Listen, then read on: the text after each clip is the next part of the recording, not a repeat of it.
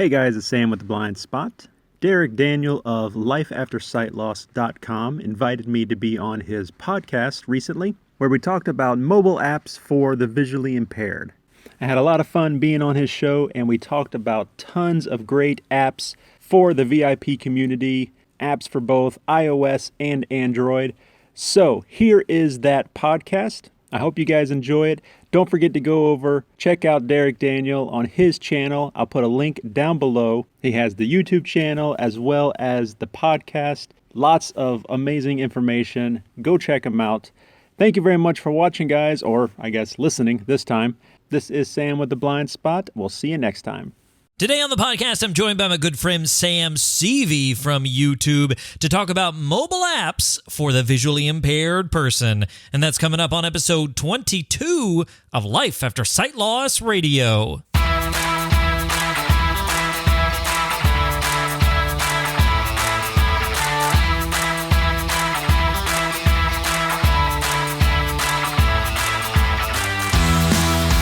Hello, everyone, and welcome to Life After Sight Loss Radio, the podcast helping you discover life after sight loss. My name is Derek Daniel. I am your host and resident VIP, aka visually impaired person. If you're new to the program, hey, welcome aboard. So glad that you are here. This is the place where we do product reviews, life advice, encouragement, how-tos, and so much more, all with the express purpose of helping individuals and families who are facing or going through physical sight loss. Hey there, guys. Welcome back to episode number 22 of the podcast. So glad that you decided to tune in and check it out.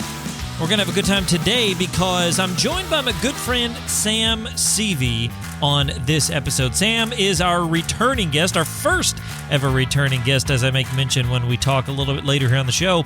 And it's a good time because he is so tech savvy on certain things, and we're talking about mobile apps. Now, on this list of mobile apps, I'm going to give you not only specific VIP apps like Seeing AI and things like that, but we're going to talk about some general apps that actually work really well with VoiceOver and are pretty accessible. So you got to stick around. It's a little bit longer than normal. The last couple of podcast episodes have been a little longer, but that's all right. Lots of good information for you. So make sure you stick around all the way to the end so that you get all the great information. As always, you can find today's show notes over at lifeaftersightloss.com/022. That's lifeaftersightloss.com/022. Now, it's really important for you to go to the show notes this week because I'm going to link every single app that we mention, both on iOS and on Google Play. And if there's not an equivalent on one or the other, I link something else for you. If there is something else, which there's not always, but I'll do my best. I've linked it all over there, so you can go over there, check it out. If you have an Apple, if you have an apple, if you have an orange, if you have banana, if you have an iPhone, if you have an Android phone, you can check that out. Links, as always, over there in the show notes, as well as links to Sam's channel and the playlist that he mentions within this episode that we do. So, links, as always, in the show notes, lifeaftersightloss.com/022. So before I mention any more fruit, let's go ahead and jump into it. My conversation with my good buddy Sam Seavey talking about mobile apps. Joining me again for a second time around, my first repeat guest, it is my good friend from YouTube, Sam Seavey. Hey, Sam, how you doing today? Hey, Derek, I'm doing very well. Thank you for having me back again. I must not have been too bad the first time. Well, you were just good enough. Just barely. Just good enough to have you back. Well, I'm excited because today we're going to talk about some apps for mobile devices. Now, just as a precursor to this, Sam and I have unique perspectives. I am a completely iOS user, and so I have all Apple products. And Sam, while he has an iPad, he uses an Android phone as his daily driver. So we're going to give you a perspective from both Android and iOS. Unfortunately, we won't be covering anything from like Kindle, Amazon, anything like that, but this is for mobile devices, things you take with you everywhere and you have with you pretty consistently, because in today's world, we have our phones with us constantly. So we're going to give you some apps that are helpful.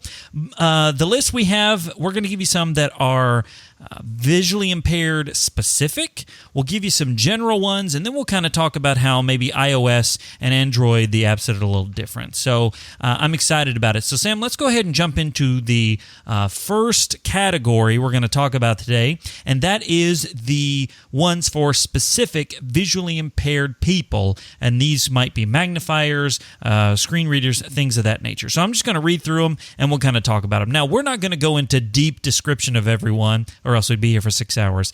We're just going to do a little bit of like, hey, here it is, and then I'll put links in the description in the show notes, which probably will take me an hour and a half to link all these things, but I'll put links over there in the show notes. So let's jump into the first one. And the first one I have is called apolyvision. Now, it's AIPOLY. And basically, this is one of those things that will take a picture of something and help maybe describe the room. And you'll find on this list that there are a lot of these types of things. So again, we're not going to spend a ton of time on them. Now, the second one is called Braille Tutor. Now, Sam, let me ask you, you personally, you've been visually impaired longer than me. Do you read Braille, and what's your opinions about that? Opening the can of worms. I don't read Braille. I haven't lost enough vision to warrant learning it. And my visual impairment, I'll never lose all of my vision, all my sight. So I'll never, in my opinion, never need it. I absolutely recommend people learn it, though, if they find that that's something that they're going to need to learn or need to use at some point in their life. And a mobile app would be a great way to do that, to learn. Yeah. Yeah, it's a really interesting app. Obviously, there's no tactile, on the touchscreen, but it does have pretty big symbols, and it's the Unified English Braille, which is sort of what everybody uses now. And it's got the big, like, here's where the dots would be, and it gives you, like, the letter over it. And I think there's maybe like games or something to help you learn it. So it's an interesting way. It's called Braille Tutor, so you can check that out. Links, of course, in the show notes. Hey, Derek. Yeah, go ahead. Do you mind if I ask, do you know if you can connect a refreshable Braille display to your phone and then use that? Excellent, Sam. You're so smart. This is why you're on here. Yeah, you can connect a refreshable Braille display to an iPhone, iPad, whatever the case may be. I'm not sure on Android. I would assume the same. But on the iPhone and iPad, you can connect that refreshable, which means it's constantly, like if it's speaking to you, it's going to consistently refresh. And that would be a great way to learn it also. So yeah, definitely. Wow, you learn things on the podcast, don't you? It's not just the listeners learning. I'm going to edit this out and make it sound like I actually knew what I was talking about. So. Okay, feel free. All right, so Braille Tutor. The next one is called Color Inspector, and I think this is the one, it's pretty self-explanatory. It helps you figure out what color certain things are. Clothing, that's pretty much the common one, I think. Is this blue shirt going to match these pants or whatever the case is? Do you use anything like that, Sam, or is your vision still good enough to kind of pick out colors? It's still good enough to pick out colors. They're not as vibrant as they used to be for me. I will say I wish we had done this podcast yesterday, because I actually had one of my consumers at work ask about color identifiers on iOS. And I wasn't familiar with this app, so I'm going to have to, when I get back to work on Monday, I'll have to give her a call and let her know. Yes, Color Inspector. I'll send you a link, and there'll be, again, links in the show notes for all this. Excellent. And I'm not sure if it's both Android or iOS or not. I think it's iOS, if I'm not mistaken. So I'm sure there's probably an Android equivalent of if there is something like that. But yeah, I think it's iOS. But again, it's pretty simple. It does the color inspecting, and I think it might do barcode reading. But again, some of these apps, as you'll find, they want to do 50 things, and it's like, if you did one thing really, really well, that would be, do that instead of trying to do 50 things poorly. That's just my opinion, but that's how it goes. The next one, of course, is one you're very familiar with, the KNFB Reader. I've never used this app, so why don't you give us kind of a brief description of what it is? This is by far my favorite app in the world for the visually impaired, and it basically will take a picture of any printed text and then very quickly read it back to you. And then it works really, really well with VoiceOver and on Android with TalkBack. It is available for both. I believe it's even available for Windows phones now. But it's very reliable, very fast to come back with the reading. You can save the document as a text file and export it, import other text files and have it read it. It's just very versatile app, and it's a very expensive app. I will say that, and that's the unfortunate part of it. But if you can afford it, it's definitely one you should have on your device. Absolutely. Now, here's the thing. I'm going to go ahead and mention the next app on my list because it's one that we both have done videos on recently. I talked about it on the podcast last week, and it's called Seeing AI. It's Microsoft's, shot at accessibility or something here. And some people are like, oh, it's the KNFB reader killer. And it's not, clearly, and we both agree on that. Now, there's two, I think, big distinct differences that you even talked about in your video, one of which, obviously, is the cost. The KNFB reader is $100, $99.99, and I assume it's that way across platforms. It's $100 everywhere. Yes. Yeah. It does go on sale every now and then, but yeah, that's the normal price. It recently went on sale, and I wish I'd picked it up because it went down to like $19, and I was like, well, I don't need this, and then I didn't, and it went back up. But oh well, you live and learn. Point being, if you see something going on sale, you should get it. But Seeing AI, totally free. Totally free, and I don't know if they're going to keep it that way or not, but it is right now. The other big difference is Seeing AI needs an internet connection. KNFB Reader does not. And so I think, I don't know about you, Sam, that seems like a deal breaker to me, honestly, because if you're out somewhere and maybe the connection's bad or you're watching your data usage or whatever, and you really need to get that read, you're out of luck if you have Seeing AI. And so that could be a deal breaker for somebody. I mean, would you agree with that? Yeah, especially if you're in a situation like myself where I have an Android phone, and I should mention that Seeing AI is not available for Android yet. That's right. Hopefully it's very soon in the future. Got my fingers crossed. But I have it on my iPad, and so if I'm out and about and I'm not connected to a local Wi-Fi, then I'm done. I can't use it. I will say there is the short text reading feature does seem to work without internet. I don't know what makes that different than the document reading feature, but still, a lot of the features require internet, and if you're not connected, you're just out of luck. Absolutely. So it's one of those things. Now, I will say this. My son and daughter just started school yesterday. Yes, this is being recorded at the end of it's being recorded at the end of July, and they just started. We're on a balanced schedule. So they just started school, and my daughter had a couple of take-home papers that weren't homework. They were just like, hey, here's what's going to happen. And I used Seeing AI, and it did nail it. It got all the text, and it worked around images on the page. It really did a great job. So I think it's a good app, and it's worth having, especially since it's free. And if you have an iOS device, iPad, iPhone, or otherwise, go ahead and get it. But comparing the two, I don't think there's necessarily a comparison. KNFB Reader does what they do, and they do it really well. So, if you have the money, it's probably worth it to get the KNFB Reader. The next app is one that a lot of people talk about. It's called TapTapSee. I've actually not used this app, so I'll defer over to Sam. You've done a review on this app. Is that correct? I did, yes. This one is available for both iOS and Android. And basically, it's a subscription service. I believe it's a subscription service, if I remember correctly, where you take a picture and the device will tell you what you're taking a picture of. And it could be anything. I tested taking a picture of money, taking a picture of a book, and it would tell me a book and it would read the title. Taking a picture of, really, it could be anything. And I think, like I said, it's a monthly subscription you have to pay for this app. They do give you a free trial download, so you can, I think it's like 10 or 12 scans for free, something like that. But it's still pretty interesting app.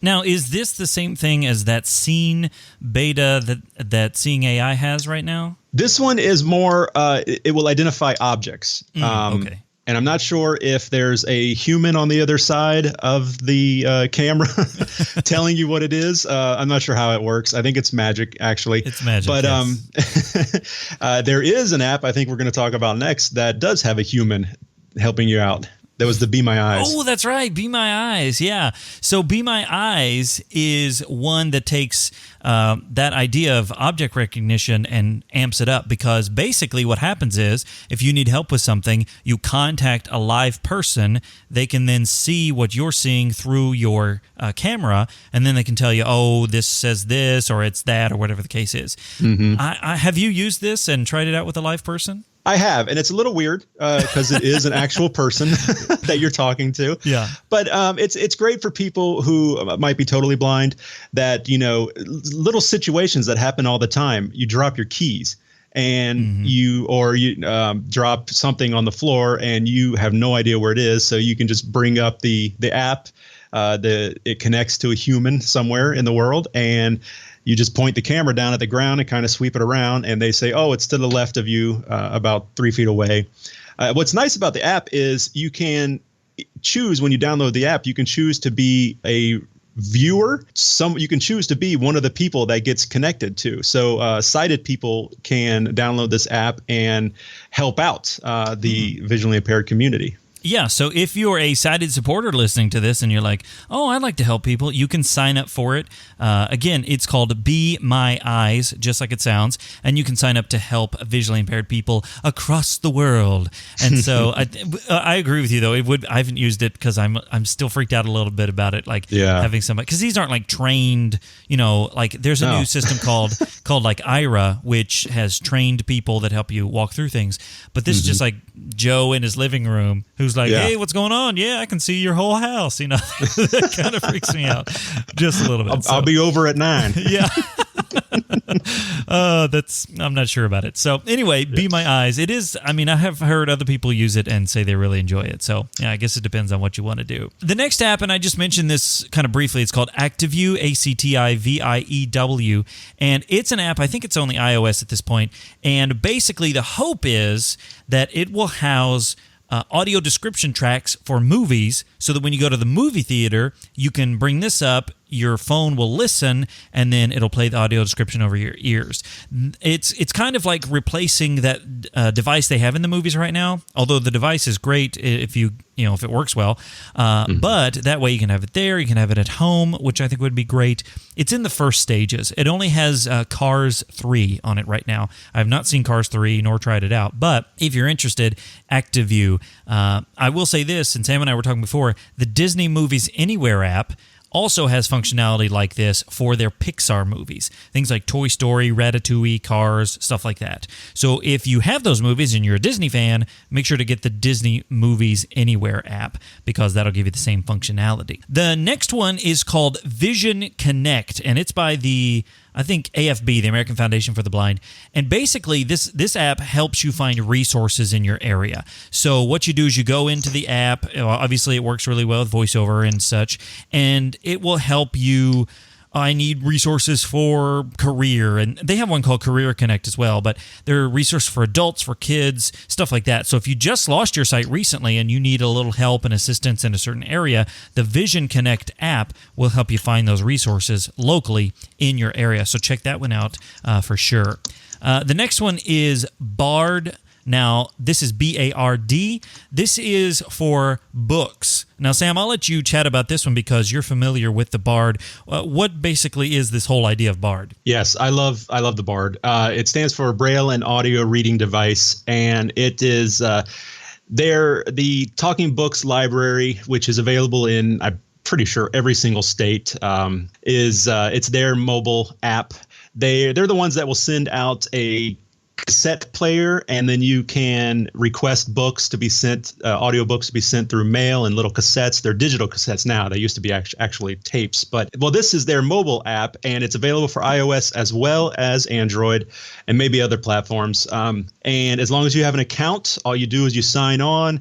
You can browse the Bard website, and over 10,000 titles, audiobooks, Braille. They have sheet music, and I'm not sure how that works, but you can get sheet music, and magazines as well. That you can download as many as you want, and it downloads right to your phone or your iPad or whatever. And then the audio player is built right into the app. You can just load the book right into the audio player, start listening. I use it when I'm sitting on the bus riding back and forth to work. If I go for a walk, I'll even have my headphones in while I'm unloading the dishwasher and sit there and listen to a book. I love it, and it works really, really well. It works great with voiceover and talkback. Awesome. And I know you did a video on that not too terribly long ago. So I'll link that in the show notes as well. And as Sam mentioned, you have to have an account. And this is with the, I think, Library of Congress or something of that nature. Yes. And so I think you have to search that within your state, probably. Maybe there's a national one. But if you just search for the Library of Congress and then search something like blind, and I'll find a link to it and put it in the show notes. So I'll make it easy for you guys. I'll do all the searching. So that's the BARD, which I understand what it stands for, but when I heard that, I was like, that's the weirdest. Is this something like sci-fi? The BARD, it's coming like out of a ship. I don't know what it is. That's what I thought. Yeah. So the next one is called Digit Eyes. Now, this one is a barcode scanner. This is iOS only, and it's a barcode scanner, which is, pretty common. I mean, Seeing AI does stuff like that. Scanning the barcode gives you information, but it does more than just that. And so Sam was telling me about it. Basically, it'll not only give you the product, but it'll give you like cooking information, and you can also you make kind of your own barcodes. So how does this work, Sam? How does this making your own barcodes kind of thing work? Yeah, there's you have to go to the website and you can print off a sheet of barcodes that you would just print onto a sheet of adhesive labels, and then you can scan that barcode on those stickers and record your own message. So, and then put those barcodes, stick them to whatever you want to. So say you have the example I was giving you earlier is I have a friend who she's totally blind and she loves shoes. So when she buys a pair of shoes, she puts it in a nice little plastic shoe box, and then she will record a message for a barcode, and she'll stick that on the shoe box. So when she scans it in the future, it'll say blue high heel shoes, or gym sneakers, green, I don't know, something like that. And then she knows exactly which shoes they are. So there's a lot of, I see another great possibility would be putting barcodes on your prescriptions. If you have you take 8 prescriptions in a day and they're all shaped the same, the bottles, you have no idea which ones they are or when you're supposed to take them or how many. Well, you could just record personalized messages for each prescription bottle. That's a great use case for it, for sure. Now, is this Digit, D-I-G-I-T? Digit -EYES. Okay. Digit Eyes. I want to make sure I spell it right, especially in the show notes. But yeah, Digit Eyes. And that sounds awesome. So if you got an iOS device, definitely worth looking into, and great use cases for it. The next one is called Blind Square. And Blind Square is a GPS app for visually impaired people. It helps you get around, walking, things of that nature. This is iOS only as well. There is, we found sort of an Android equivalent with some weird name. I think it's called Get Their GPS Nav for... Was it Nav for Blind? Nav for Blind, not Nav for the Blind, just right. Nav for Blind. Nav for Blind. That's what. Yeah. So, but Blind Square is pretty popular. A lot of people use this app. So if you're looking for something to help you get around, when you're walking, to help you guide you with GPS, I think Maps, Google Maps, things like that will give you walking directions. But Blind Square is specifically built for visually impaired people, so the app's going to work much better and give you more consistent feedback. Yeah, and I think it's door-to-door even also. I think that's the way the app works. Awesome. So check it out. It's called Blind Square. And finally, just as one that Sam mentioned, it's called Big Keyboard. And Sam, you downloaded this for your iPad, is that right? Can you tell us a little bit about it? I did, yeah. And it's I think it was $1.99, so not too bad. And it will change the stock iOS keyboard, which has very low contrast. It's difficult to see sometimes with low vision. It will turn that into a much larger, higher contrast keyboard. I think they have maybe 4 themes. There's like a black and white high contrast, a yellow and black high contrast, and then some others. But works pretty well. I did notice, though, that there's no dictation key, microphone key on the keyboard, and I'm a little confused about that. So that was a little bit of a deal breaker for me. I use that all the time. If I'm not using VoiceOver, I use it all the time. So, I don't know, but it's definitely worth mentioning here. That is a good point. I use dictation constantly. I hardly ever type anything unless it's going to be a quick, like, yes, no, something like that. I just dictate it all. And so that would be a deal breaker for me. So it's good to know those kinds of things before you drop $2. Even though $2 isn't a ton, I mean, it's important to know those kinds of things. That's one side note. I really wish that app developers and iOS and Android and such would give us a little more information at times, because it's like, I just dropped $2 on this and I'm not going to use it or whatever. Now, I guess that's just the risk you take, but that's just my personal thing. And I did realize, I did find out in research when I saw it, and I wasn't sure if I wanted to get it. I did research, and you can get refunds through iOS. The process is a little more complicated than it is with Android. Android, you get 30 minutes to get your money back after you've downloaded an app, but you can also get a full money back refund through the App Store. I have gotten a money-back refund one time. I downloaded an app. It was like $5. It was like a note-taking app, and it was horrible for VoiceOver. Like, it was not laid out well at all, and I'm like, I can't use this. And so I contacted them and said, hey, I dropped the blind card. I'm like, I'm blind. I can't use this app. Give me the money in a much nicer way. And they did. They were very kind, and they refunded my money and that sort of thing. That's kind of the list that we have for specific visually impaired apps. Now, I'm sure, like in everything, when you make a list, you'll probably forget one or two, but those are kind of just a lot of the basic ones that we have seen out there. And as you notice, there's a lot of them. And so I just encourage you, if you have an iOS device, if you have an Android, go out and check some of these apps out, especially the free ones like Seeing AI and others, because if it helps you out at all, it's worth having. Just recently, like I said, I used it with my daughter's paperwork. I used it for something in the pantry that I was trying to find, and it's just helpful. So if I always say, if you have something and it's going to help you, then use it. So that's definitely something to have. Now, also today we wanted to talk about some apps that are more general, that are not necessarily for visually impaired people, but work really well. I know, at least with VoiceOver, maybe with TalkBack and things like that. So I'm just going to give you a list of things, and Sam, if there's ones that I miss or anything like that, we can talk about that as we go along. So the first one that I use constantly is Evernote.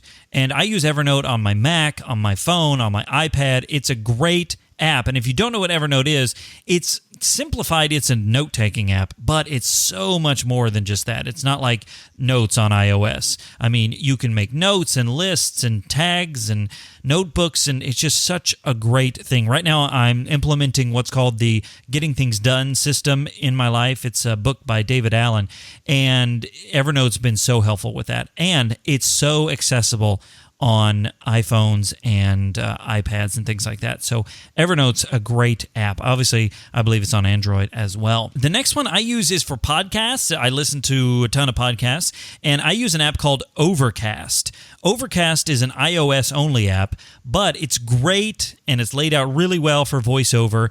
The only thing it doesn't read is like this one random part. It's like a description at the top of the podcast. Anyway, it reads everything else really, really well. It nails it, and I have contacted the developer, so hopefully in the future, they do make changes pretty frequently, so, that'll get updated, but it's laid out really well. Now, Overcast, again, is iOS only, so for podcasts on Android, what's sort of the go-to thing there, Sam? What would you listen to podcasts on? Well, probably the most popular one is Stitcher. Stitcher is a great app for listening to podcasts. But one thing you'll find, especially with Android, and I'm sure iOS is the same, there are probably hundreds of apps that will perform the same function. So podcast players. I use a different one on mine. Stitcher, I have had that on mine before. My wife loves it, and it's pretty accessible with TalkBack. Well, that's good. And I know if you're listening to this podcast on the website, or maybe you have an iPad but an Android phone, you can get this podcast on Stitcher, so that's good to know. But there are, like Sam said, there are a ton of podcast catchers, as we call them. Catchers. And that probably just get their information from iTunes or Apple Podcasts, as I call it now. And so if you have one of those apps, I mean, I think there's quite a few on there. If you type in the word cast, you're probably going to find a bunch of them on Google Play and such. But yeah, there's different ones out there. The other one, next one's this like category of like social media. And some of these social media apps work well, some of them do not.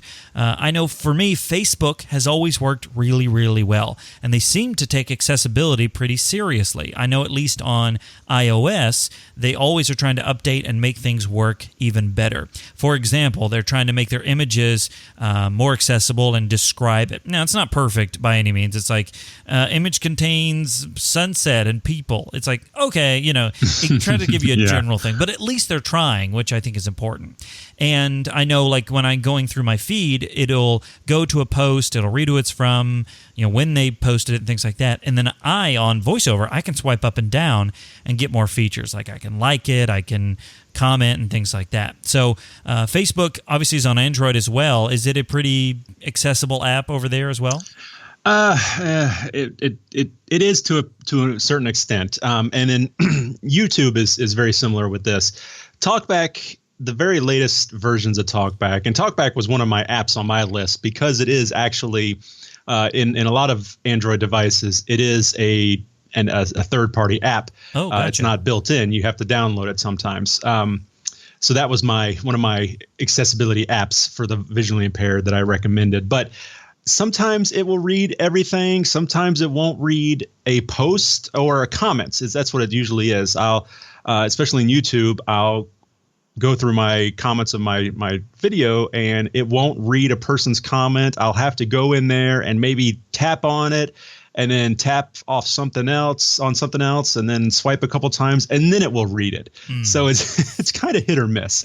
iOS, I much prefer looking at those things on my iPad using VoiceOver. Yeah, it's like I said, they take it seriously, at least on the iOS side. Twitter is another one of those apps that it's pretty good. It reads it. I'd like to see a couple of things improved about it, but overall, it's very accessible. You can read tweets.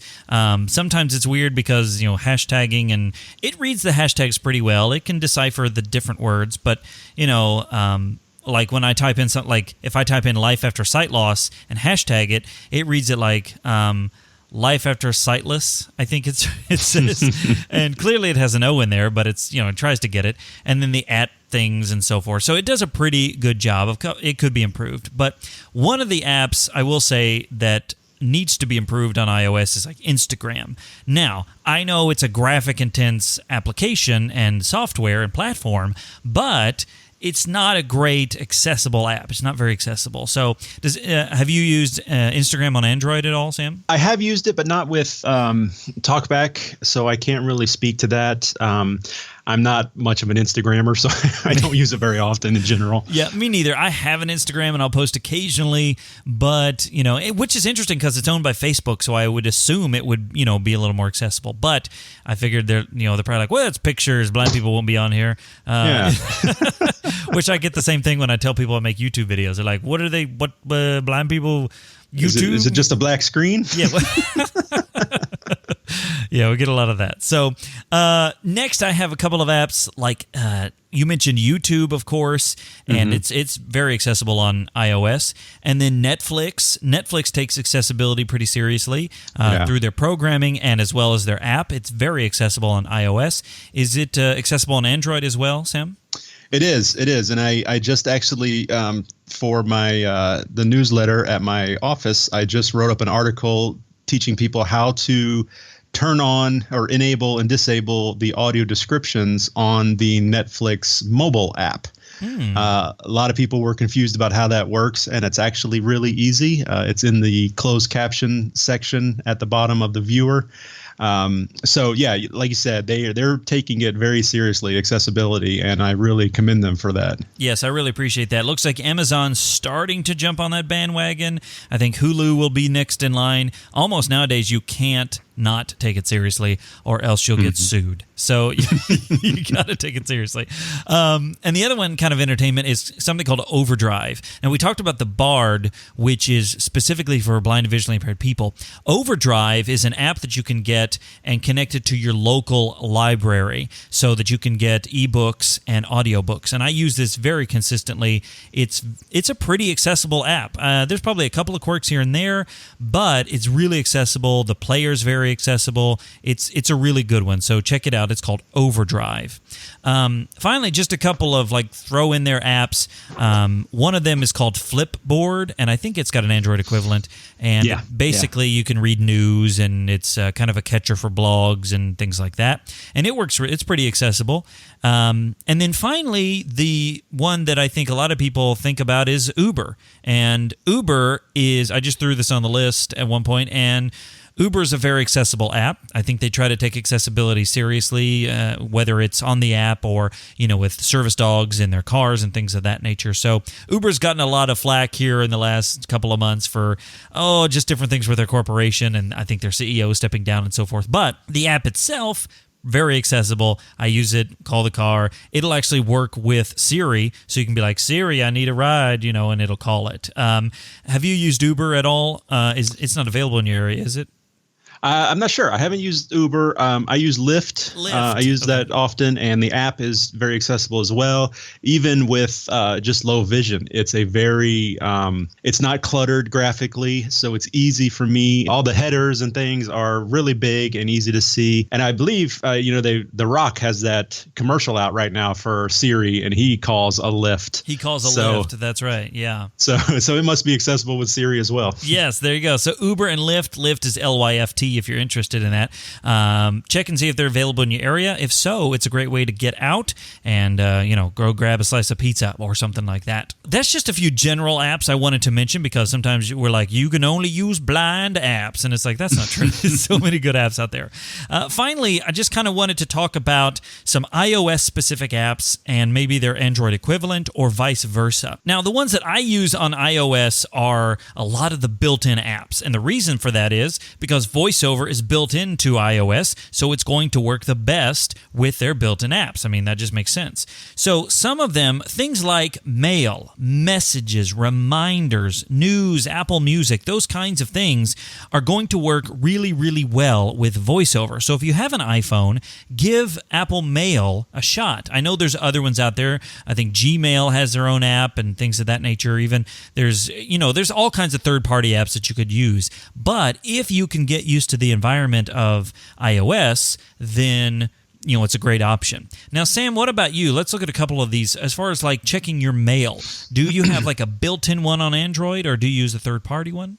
I actually prefer just the Gmail. I mean, which technically would be the built-in email client for Android. The Gmail works really, really well with TalkBack. And if you don't use TalkBack, you have low vision and you prefer magnification, you can pinch to zoom on the email and make the text really, really big if you want to. So that's an option as well. Yeah. And what about like text messages? Because I had an Android phone for a while, a few years ago, and there seemed to be a plethora of text messaging apps. What about you? Is there one specifically that you use on a regular basis? Yeah, there's a ton of apps for everything. That's one of the things. And then I should also mention, a lot of times if you find an app that you really like and it costs a lot of money, search for the same thing. Chances are you're going to find a free version that might work just as well. But the text messaging app that I use is called Yaata. It's Yaata.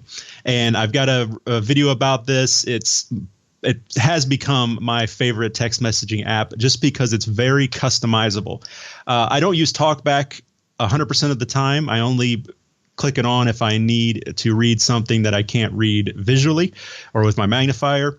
And so with Yaata, I'm able to customize everything. I can change the size of the font, the color, the type of font. I can change the color of the bubble, the shape of the bubble. I can change the background so that there's a high contrast between the bubble and the background. I can set a picture as the background if I want. I can change just about everything, but the one aspect of it that I love is that if I click on the text message, a little window pops up with some commands, and one of the commands is a speak command, and if I click on it, it will read the text message to me. Very nice. So I don't have to turn on talkback. I can just really quickly click it again, and it reads it to me. I use that all the time, and I love it. I've got a video showing that as well. Awesome. So, like I said, those are some iOS specific, and Android probably has an equivalent. I think there's an Android Apple Music app, as a matter of fact, if I was reading correctly. But the Apple Music I really enjoy, and that's probably do you like Apple Music, Spotify, whatever the case is, using those apps. So overall, here is what I think I want to get across in this episode. First of all, you heard of the plethora of ones for visually impaired people, and we probably missed a few even. There's a bunch. Then there's a bunch of other sort of general apps that are working to be very accessible on different platforms, whether it's iOS, whether it's Android.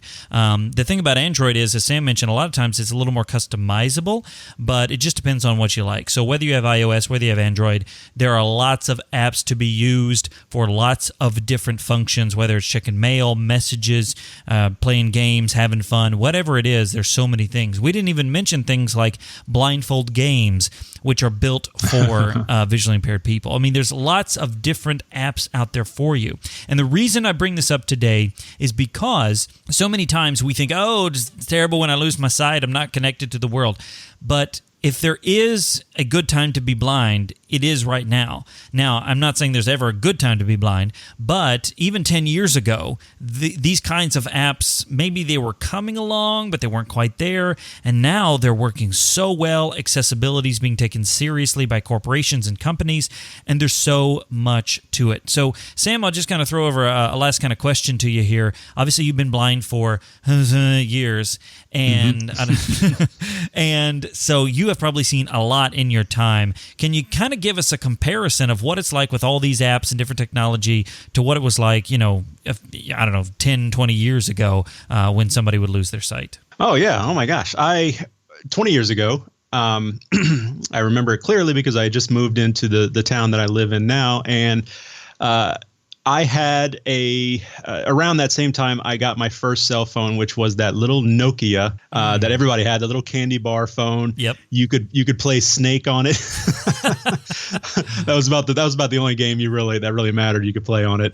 It was just a gray screen, and it was all text and no voice, anything. And that was it. That's all you had. Fast forward to now, I have the world at my fingertips, and I can have it all spoken out aloud to me if I want to, or if I need to see something, I can use one of the hundreds of magnifier apps that are on both of these devices to zoom in and take a picture or, change the contrast and all that. And I can see it clearly. And I would have been struggling 10 years ago to do that. So, yeah, it's great right now. And it's only going to get better. And that's the point. It only is going to go up from here. And you just mentioned that was one of the things we didn't really uncover was like magnification. There's a bunch of apps for that. I know iOS has a magnifier built into their system, and there's all kinds of things like that. We may have to do this again for like round 2 of the apps or whatever, because there's so much out there. And we're just talking about apps on your phone, not to mention all kinds of other great technology. Sam covers a lot of technology on his YouTube channel, and so I'm going to put links to everything for Sam once again in the show notes. You can go check him out, watch his YouTube videos, ask him your Android questions, because he'll have every answer you'll ever need. I guarantee it. And if he doesn't, then it's all his fault. And if I don't, I can find it out for you. That's right. Sam will search it out for you. So, Sam, thank you so much for being part of today's podcast and sharing all these apps with the audience. You're very welcome. It was my pleasure. And yeah, just to echo what you had said, I have a whole playlist on my channel titled My Phone, and it's all the apps I've ever used on my phone that I love and recommend. All the ones we've spoken about today that are specifically for Android, plus a bunch that I didn't mention today. There's a ton of different launchers you can get for the visually impaired that will make your phone easier to use. So check out the playlist, The Blind Spot, on YouTube. Awesome. I'm going to put a link in the show notes for that playlist so you can go check it out and all the phones. So thanks, Sam, for being part of the podcast today.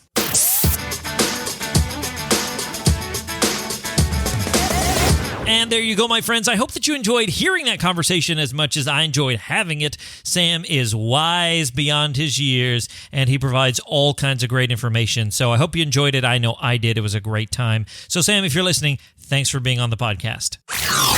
Hey, don't forget that if you want any of the links to all the apps I mentioned in today's episode, hop on over to lifeaftersightloss.com/022. That'll give you all the links. You can click on them if you click on them from your phone, it's going to take you right to your respective app store, so you can download them and go for it, because these apps are really going to be beneficial to you and helpful to you in your everyday life. So go over to the show notes, lifeaftersightloss.com/022.